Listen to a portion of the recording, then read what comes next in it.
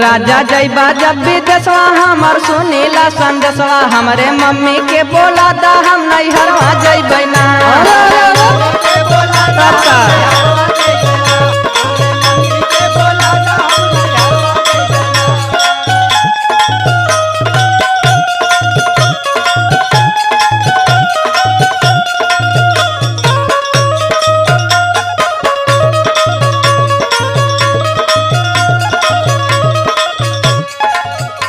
अच्छा नैहरे जाबू तब का हो जाब ना।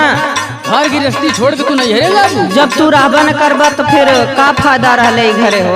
अच्छा अच्छा जब जैबू नाई हरवा हमरे रही के दुअरवा। अरे तो तोहार माई बाबूजी है ना। जब जैबू नाई हरवा हमरे रही के दुअरवा।